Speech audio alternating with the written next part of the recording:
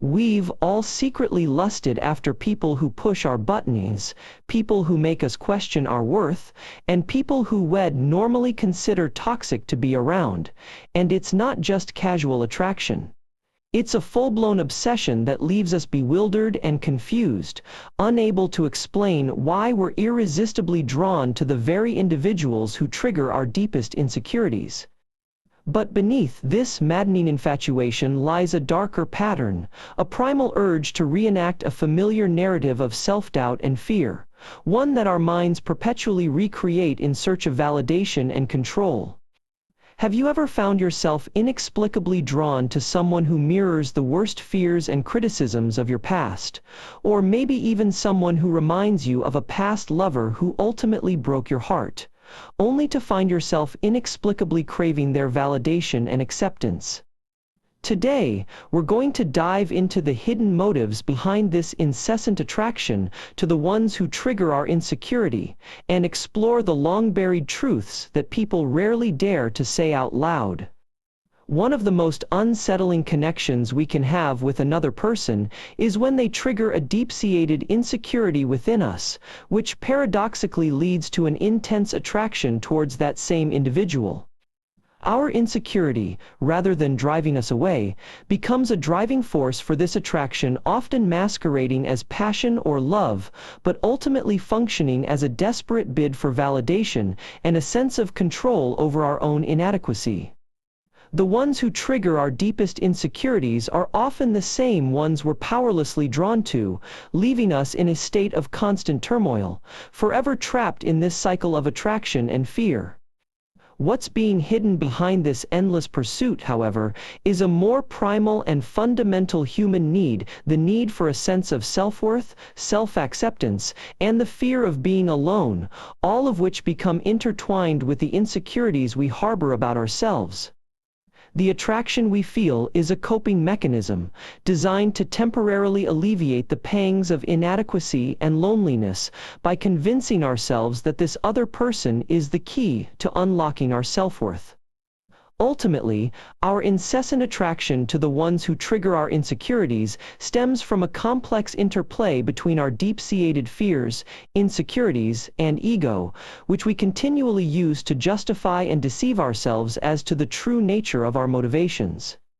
We become obsessed with those who trigger our deepest insecurities because our ego needs them to reaffirm its existence, a crutch to help us justify the very flaws we're desperate to hide.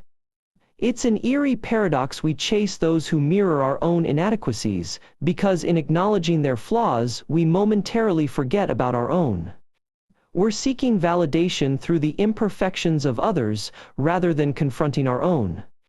What we call attraction is often a thin-lived attempt to reclaim what we feel is lost within ourselves, a desperate bid to compensate for the void within by latching onto someone who can temporarily fill the gap. This can manifest as being drawn to people who are broken, yet miraculously we see a glimmer of ourselves in them. The notion of attraction often veils an underlying fear, a trepidation that we're not worthy of genuine connection, which is why we gravitate towards individuals who are struggling with similar demons. We're drawn to what we perceive as familiar, often unconsciously seeking to validate our own perceived flaws by mirroring the insecurities of others. Our obsession with those who trigger our insecurities usually stems from an unacknowledged fear of being replaced, of being supplanted by someone more desirable, someone who embodies the traits we secretly crave, but cannot attain within ourselves. What we often label as love or addiction might be our psyche's way of coping with an overwhelming sense of inadequacy, a self-deceptive coping mechanism that convinces us we're worthy of love, while our actions scream the exact opposite. We often fail to realize that our fascination with those who trigger our insecurity stems from a deep-seated need for validation, a desperate attempt to prove to ourselves that we're worthy of love and acceptance. Behind closed doors, we may be captivated by the charismatic confidence of a narcissist, but what's really drawing us in is the ego boost we receive from being around someone who seemingly admires us, momentarily shielding us from our own feelings of inadequacy. Our attraction to the dark side is, in many cases, a misguided attempt to reclaim control over our lives by emulating the very traits that make the narcissist so captivating: grandiosity, manipulation, and emotional unavailability.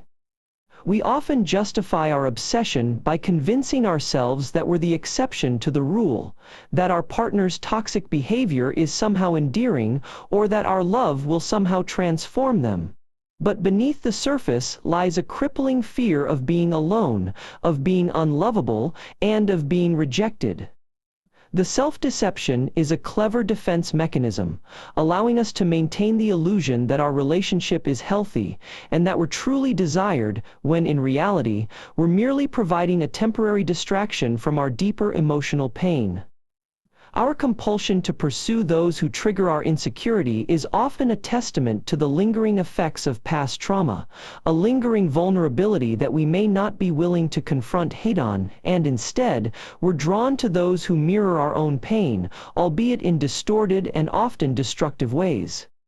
Here are 6 insightful spoken sentences for the section on attraction and control. Attraction often masquerades as passion, but beneath the surface, it frequently conceals a desperate desire for control, a control that provides temporary validation and a fleeting sense of security in a world that seems uncertain and chaotic.